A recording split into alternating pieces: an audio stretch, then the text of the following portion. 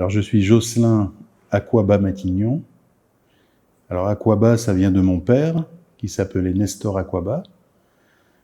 Et Aquaba, c'est d'origine Akan. C'est les Ashantis, c'est le Côte d'Ivoire et le Ghana. Et ça veut dire bienvenue en langue Akan.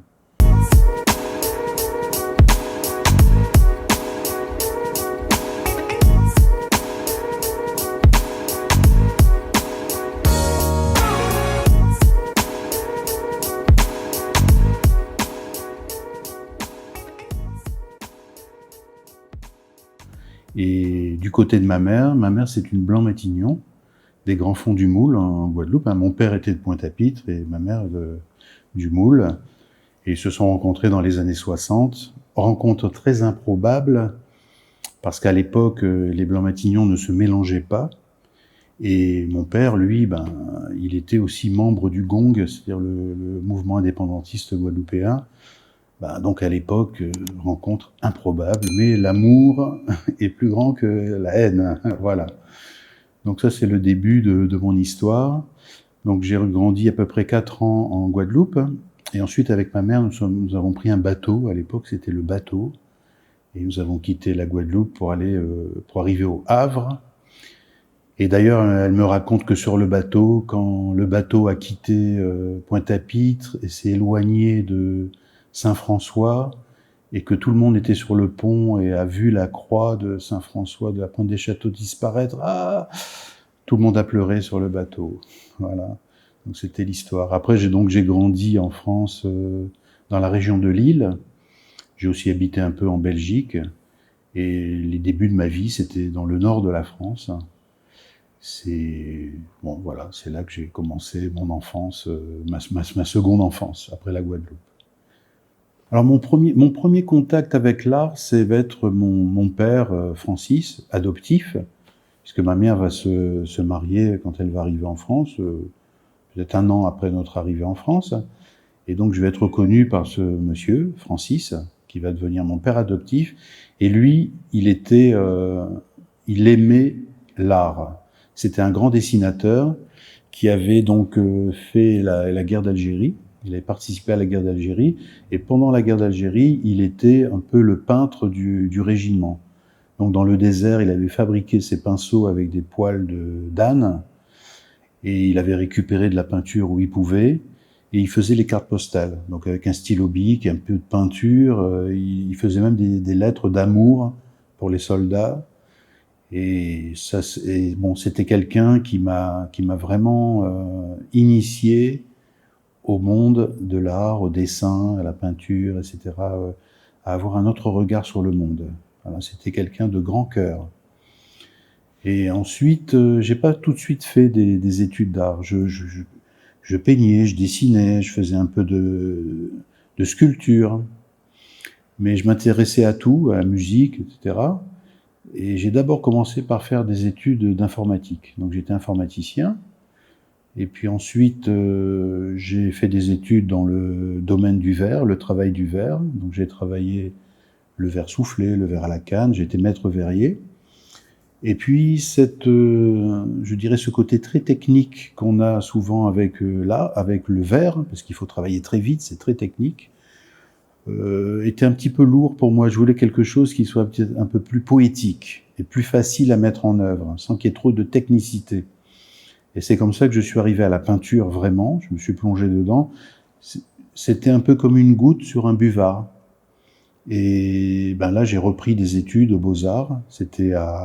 Alors j'ai d'abord fait une année à La Roche-sur-Yon, en Vendée, et ensuite à l'école des Beaux-Arts d'Angers, et où je fréquentais aussi l'école des Beaux-Arts de Nantes. Voilà, ça a été ça mon cheminement, mon début de cheminement artistique. Pour être dans la genèse de mon travail artistique, parce que c'est un cheminement, les choses ne viennent pas comme ça, boum, d'un coup, ça a d'abord commencé par une quête, un questionnement sur qui j'étais. Parce qu'en fait, en France, j'avais un directeur d'école quand j'avais 10 ans. Quand je devais aller au tableau, il me disait ananas au tableau.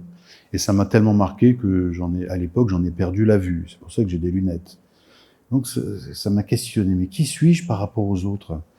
Et après, quand j'avais 20 ans, que je suis revenu en Guadeloupe, ben, c'était l'inverse, quoi. Tu dis, ah bon, t'es pas assez noir pour avoir tel ou tel boulot. Donc, souvent, ça a commencé comme ça, un questionnement sur qui suis-je? Qui suis-je? Voilà. Et ce questionnement, c'est, je dirais, des réponses sont venues au fur et à mesure de ma quête artistique. En fait, mon cheminement artistique a nourri mon questionnement et m'a affirmé un peu dans ce que je suis. Mais c'est toujours une quête ininterrompue, puisque c'est toujours un horizon qui recule. J'avance et l'horizon fuit devant moi. Alors ça a commencé, les grands questionnements ont commencé à l'école des Beaux-Arts, évidemment. Qu'est-ce que je vais mettre sur une œuvre, sur une feuille blanche? De quoi je vais parler? Au début, je me suis dit, je vais parler de l'histoire de la Guadeloupe, l'histoire difficile, puisqu'il y a la traite négrière, il y a l'esclavage, il y a l'abomination que l'on a fait aux Amérindiens. Donc tout ça. Et en réalité, très rapidement, je me suis dit, non, j'ai pas envie vraiment de parler de ça. C'est un peu le passé. Je ne l'oublie pas, comme disait Marcus Garvey. Il faut avoir des racines. Mais j'ai envie de parler de ce vers quoi on voudrait aller. Et à l'époque, je ne savais pas que c'était la pensée amérindienne. C'est-à-dire la quête solaire. Voilà, je veux aller là. Et donc, j'ai d'abord commencé par fouiller la nature.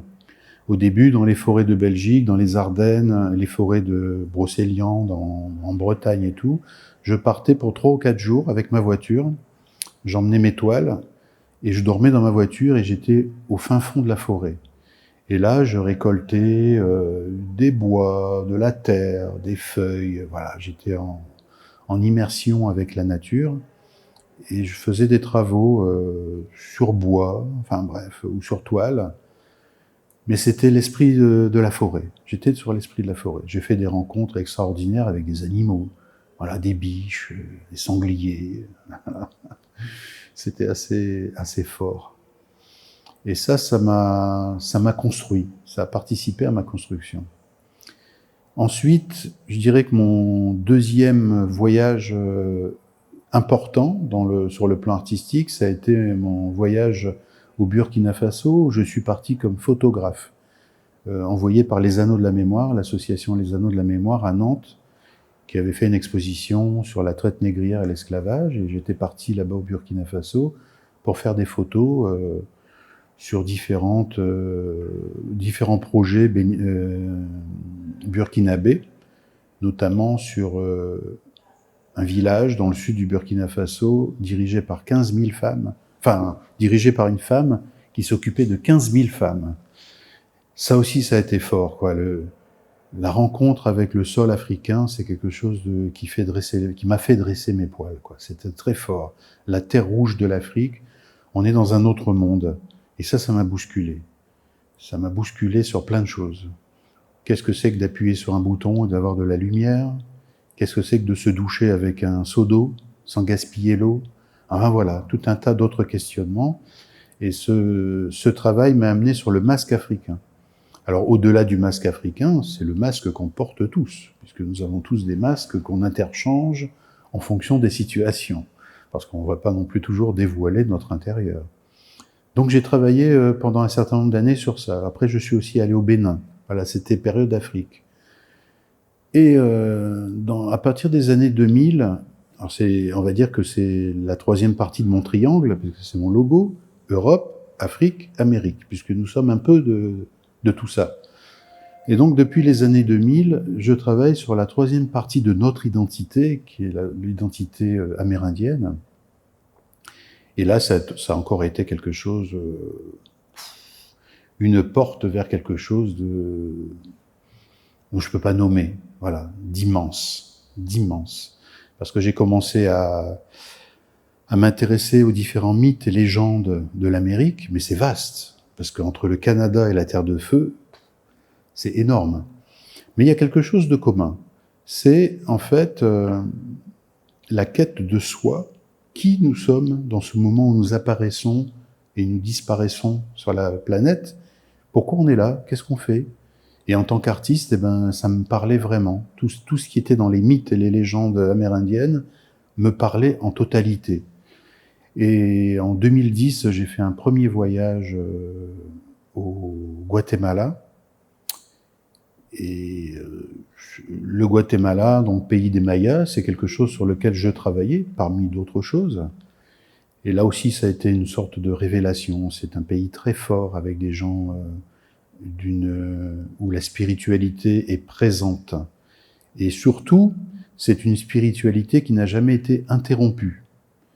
Même quand les Espagnols arrivent en Mésoamérique, ils vont pas réussir à annihiler totalement la culture maya, parce qu'en fait, on est dans des étendues immenses, dans des zones tropicales, des forêts tropicales, et les Mayas vont se réfugier dans des endroits parfois inaccessibles, et ils vont garder leur spiritualité, quand bien même les conquistadors vont imposer le christianisme. Ils vont accepter de façade, mais derrière, ça va être ininterrompu. Donc en fait, cette spiritualité va se transmettre et se transmet jusqu'à aujourd'hui. En fait, le monde maya, c'est toujours d'actualité. Et c'est pour ça que dans mon travail actuel, je continue de travailler sur la cosmogonie maya, parce que c'est quelque chose d'actuel. Je travaille pas sur un monde passé ou révolu, mais sur quelque chose de bien vivant, toujours dans notre époque. Voilà un petit peu en quelques mots rapides mon cheminement artistique. Donc dans cette exposition qui s'appelle Canoë cosmique, donc je ne vais pas développer sur Canoë cosmique parce qu'on pourrait parler. Enfin, si, je vais dire deux mots. Alors le canoë, c'est un petit esquisse qui est à la surface de l'eau, qui permet de passer d'une rive à l'autre, d'un pays à l'autre, et qui est entre l'eau et l'air. Donc ça fait l'or, quoi. C'est l'or. Donc pour moi, le canoë, c'est l'or. C'est ce qui va permettre d'être dans la quête alchimique de l'or philosophal. Voilà. C'est le moyen d'atteindre l'or et son or intérieur. Et d'une manière générale, depuis un certain nombre d'années, je ne travaille qu'à l'acrylique. Alors pourquoi qu'à l'acrylique ? Parce que la peinture acrylique a été inventée dans les années 50 par des universitaires mexicains, et pour moi, c'est la peinture de l'Amérique. Voilà. Au début de mon travail, j'ai utilisé toutes sortes de choses, l'aquarelle, le fusain, la peinture à l'huile. Et puis en fait, par une certaine forme de cohérence avec ma démarche, je me suis dit, non, je vais travailler avec la peinture de l'Amérique, c'est-à-dire la peinture acrylique, la peinture à l'eau. Voilà. Parce qu'il y a aussi l'eau et l'air. Donc on est toujours là-dedans. Et sur le plan technique, beaucoup de choses viennent se mêler. Je fais beaucoup de dessins, des croquis, d'un peu de tout ce que je croise. Je fais aussi des photos. Alors tout ça vient s'entremêler. Et quand j'aborde une toile, alors elle est d'abord abordée sur le plan mental. C'est-à-dire, je vais peut-être définir sa taille, ce que je vais plus ou moins y mettre. Voilà. Mais après, je ne sais pas où je vais.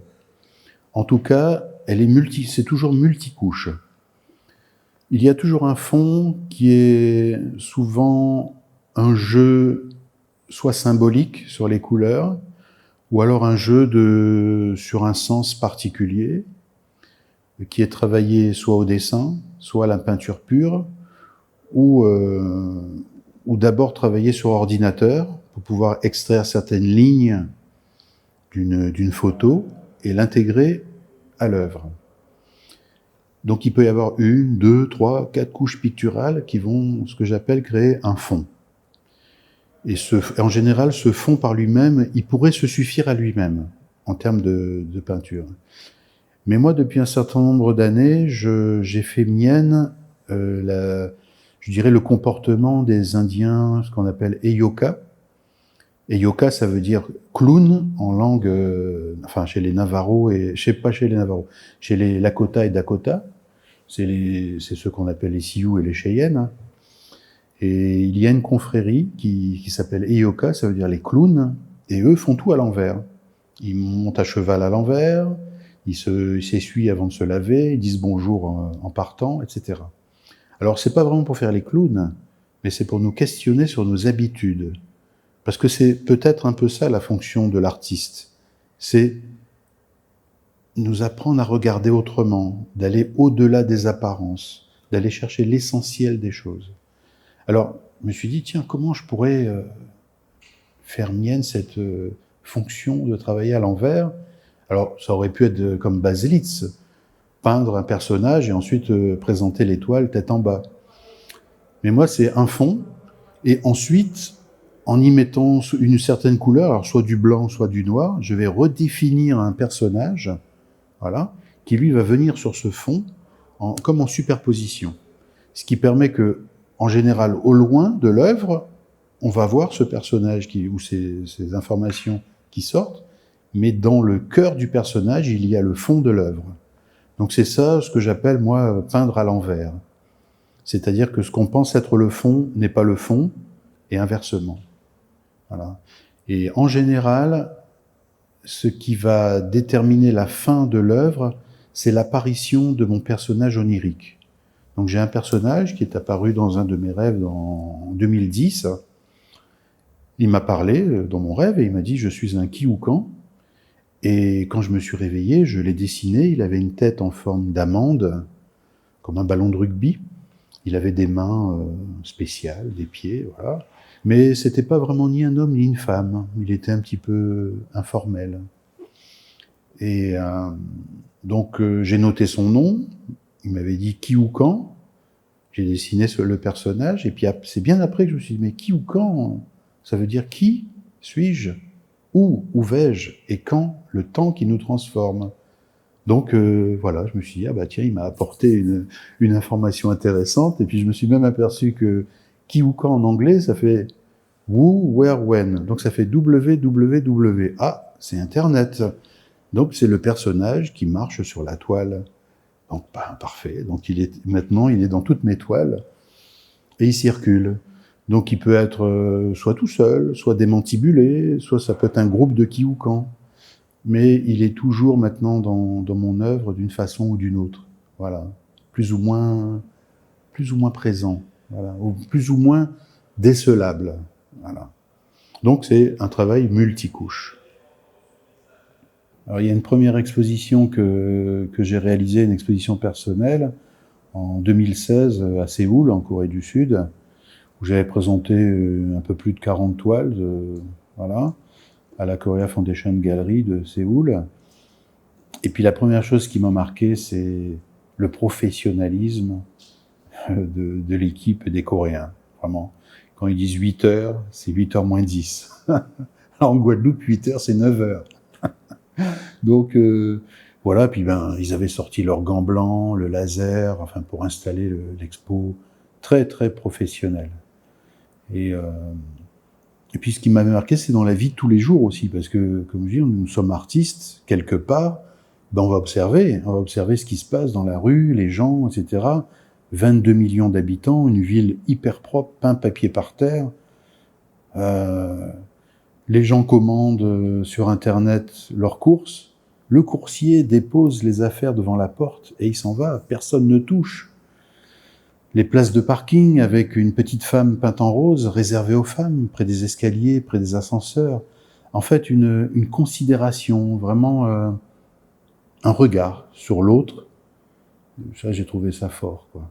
Et puis, c'est une ville qui foisonne sur le plan artistique. Il y a des sculptures dans la ville, des lieux d'exposition partout, des musées extraordinaires, voilà, où tout est pensé. Je me souviens un jour, il pleuvait, je suis rentré dans le musée, et en fait, il y a un système qui aspire l'eau sous les pieds. Donc, ce qui fait qu'on rentre pas avec de l'eau, et les parapluies aussi, il y a un petit plastique qui vient protéger. Voilà, il pense à tous les détails pour que tout le monde soit dans les meilleures dispositions pour visiter un musée. Et bon, ça c'était Séoul, mais je pourrais en parler pendant très longtemps, il y a tellement de choses. Et les gens étaient un petit peu interrogatifs, ils disaient « Ah bon, artiste français, Guadeloupe, alors pourquoi la France c'est là, la Guadeloupe c'est là, alors pourquoi c'est français ?» Alors, ils comprenaient pas, bon, ils n'ont pas la même histoire. Et puis, ils s'attendaient à voir quelque chose d'un peu plus sombre. Alors, je sais pas pourquoi, c'est peut-être des clichés qu'il y a dans la tête des Coréens. Pour eux, un artiste français, c'est quelqu'un qui fait des choses un petit peu sombres. Bon, ça, je pense qu'un peu, c'est l'image, la tour Eiffel, la baguette, la deux chevaux et le béret. Mais quand ils ont vu que c'était plein de couleurs, etc., voilà, ça les a intéressés et puis ça les a interpellés. Et l'autre expo qui m'a aussi marqué, c'est une exposition que j'ai faite au Guatemala et qui s'appelait Aguas Calientes, et où en fait j'ai vu dans le regard des Guatémaltèques et des Mayas, en fait ils se retrouvaient dans mon travail, parce qu'en fait mon travail est basé sur ça, sur la cosmogonie maya, et en fait c'était intéressant de voir que moi, sur ma petite île de Guadeloupe, je faisais quelque chose qui était en interaction avec le continent qui était de l'autre côté de la mer des Caraïbes.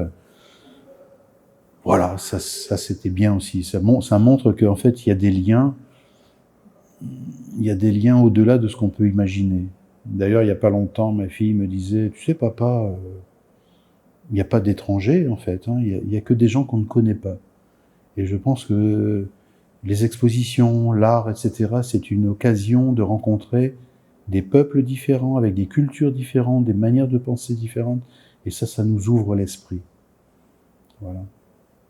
Je dirais que j'ai quand même passé beaucoup de temps, à peu près 11 ans à Nantes, donc j'étais très loin de la Guadeloupe, je suivais la Guadeloupe de loin, mais lorsque j'avais mon atelier à Nantes, mon atelier, d'ailleurs, c'était l'ex-atelier de Royal Deluxe, qui est une compagnie, voilà, donc j'avais un grand atelier, ce qui me permettait de recevoir d'autres artistes.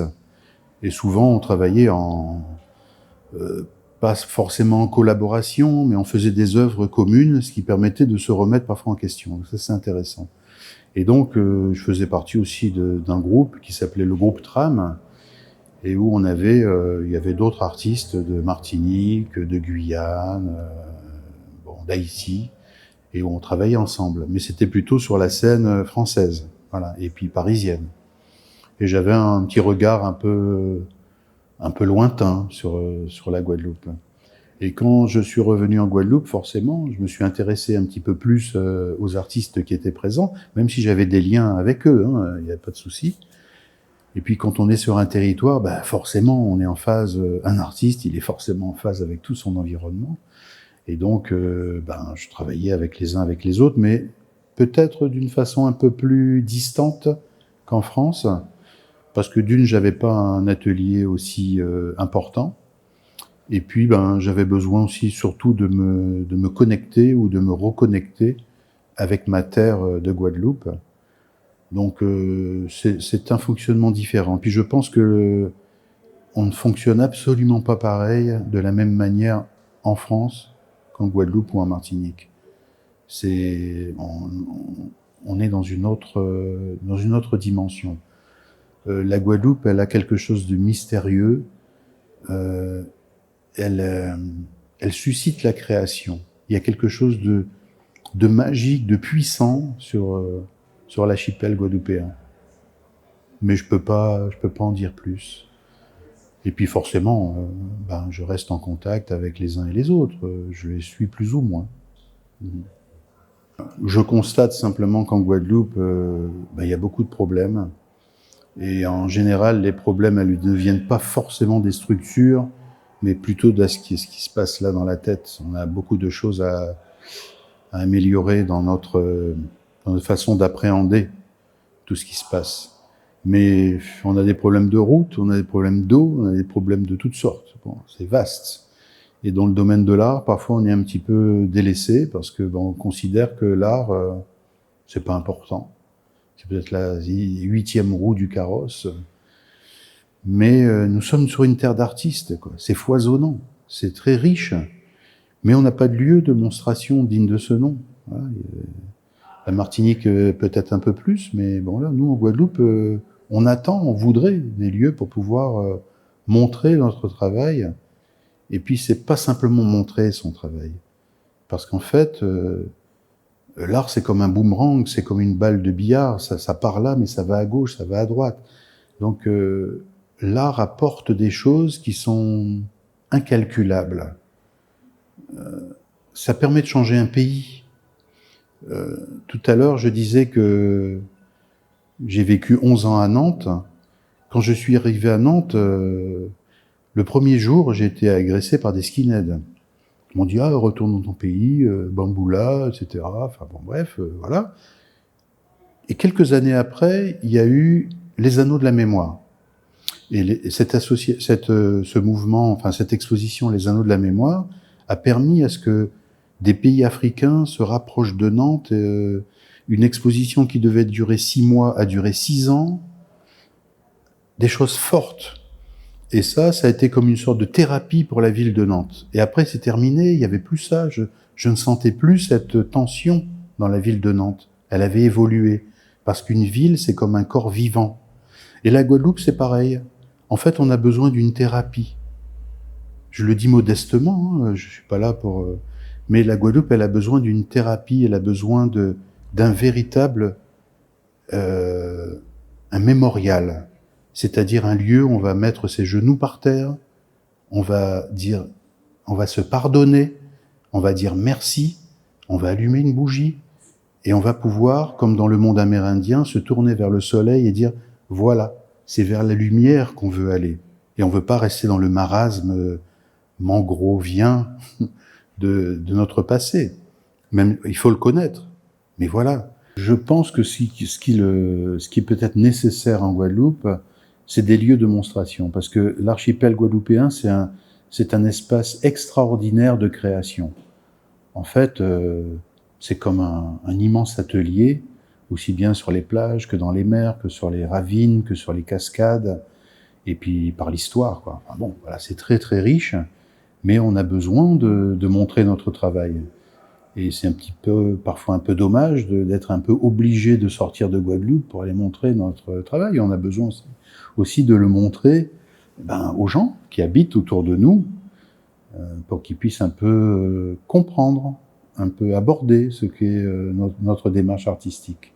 Donc il serait urgent que nous ayons des lieux de qualité avec des professionnels pour pouvoir montrer ce qu'on fait, tout simplement.